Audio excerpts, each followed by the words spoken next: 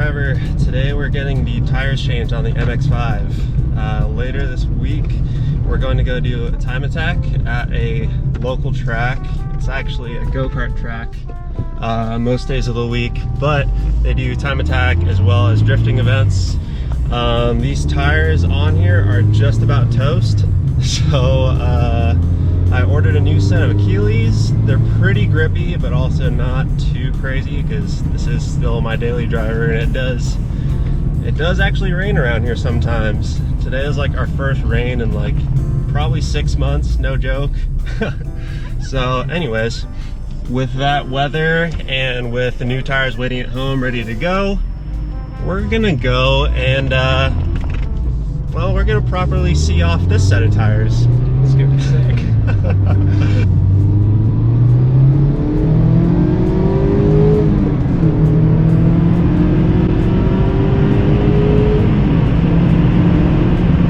Raw 130 horsepower. Hey, 155. Sorry. And today, the rain will make it feel like 300. Okay? Alright. Well, we ran out of rain, so we're just gonna make do with what we got.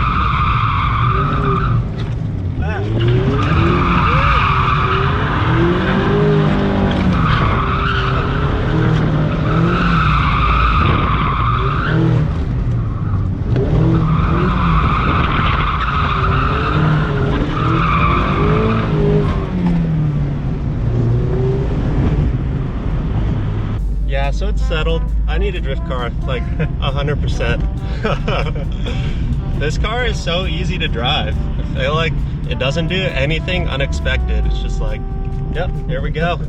It's that Japanese reliability kicking in.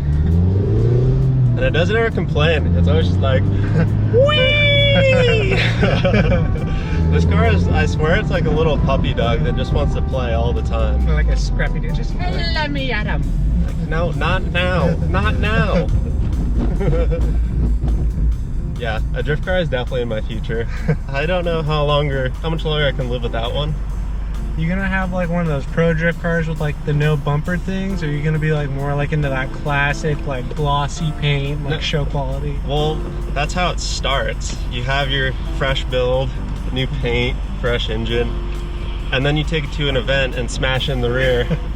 And then you have a fiberglass panel, and then you smash that. You're like, well, might as well put some stickers over it to cover up the damage. And then next thing you know, you have like a super beater drift car with none of the original car left, just fiberglass and tube chassis. Oh, hey, look, it's your car's twin. Ah, yes. Yeah, that's the logical progression of a drift car. I feel like San Diego needs a track. San Diego needs its own track that's closer, because all of them are just too far. Oh, that'd be freaking sick. Even if we had like a big skid pad, and just so people could set up like autocross or drift days, that would be awesome. I think it'd be cool if they just took the parking lot for the stadium and turned that into like a miniature track. Well, they used to, but not anymore. New ownership, and they're actually taking the whole stadium down.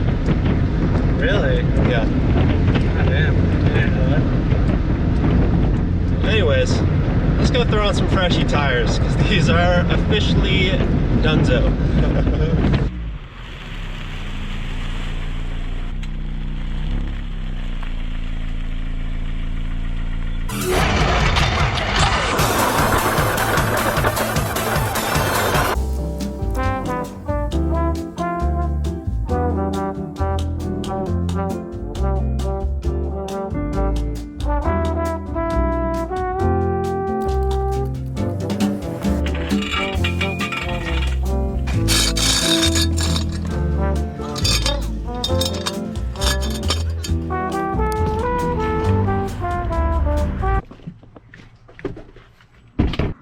Guess which one was on the rear? Okay, all set. Let's go get these on. Not loving the look of this car on jack stands. A little bit of PTSD from having another car on jack stands for 2 years.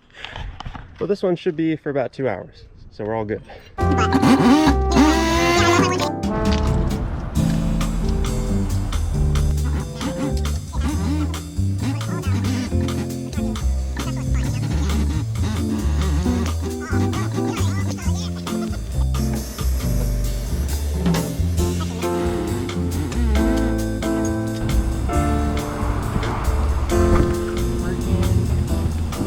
For the bid, For the clout. For the clout.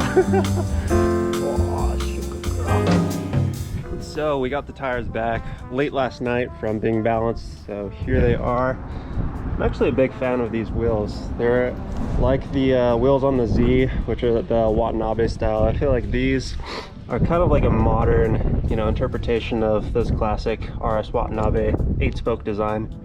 A little bit more complex spokes, but anyways, these are all mounted and balanced, so they're ready to go. So we're gonna give them a quick wash, since it's, you know, kind of a unique opportunity to get them clean, since obviously they're on the car most of the time. So let's get to it. Giving this Meguiar's rim cleaner a try. I haven't used this one before, so we'll see how it works.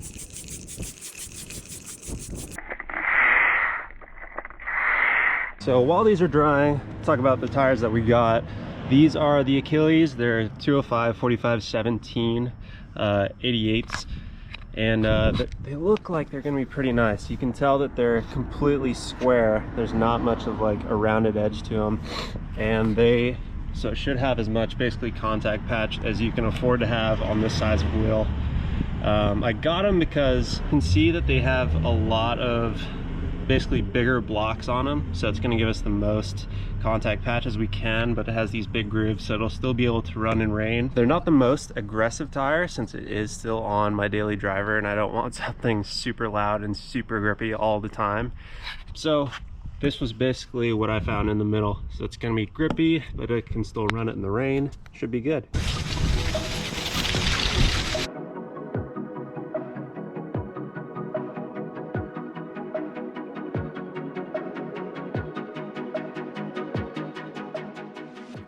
Alignment is looking dialed.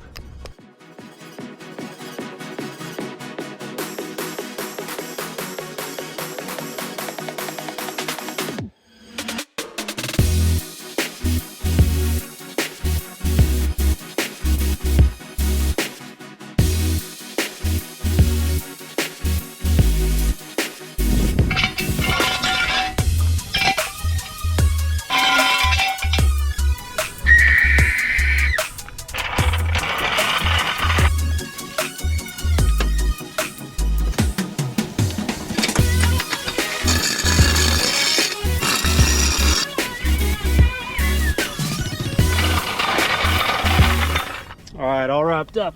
Got everything torqued to Brendan's spec, and it should be good to go. The Meguiar spray was definitely good stuff. I can definitely recommend it after using it now. You could tell it had pretty darn good penetration as far as getting all of the dirt and grime off without too much scrubbing. I gave it just a quick rinse with just regular soap and water afterwards, and looks like brand new. I am a little bummed because the tire shop scraped on a couple of my wheels, but you know, what are you gonna do? If you guys have never driven one of these cars, you got to do it. The whole time I was thinking yesterday when I was driving it, just how easy it is to like skid around, and how just neutral and controllable it is. Like, it doesn't do anything weird that you wouldn't expect. It just does what you ask it, and like we were saying yesterday, it's just always asking for more. So we are going out to the track later this week, and we're gonna see how these tires do. Thanks for watching this quick little video this week. Just a fun one to get prepped. If you haven't already, hit that like button, and we'll see you next time.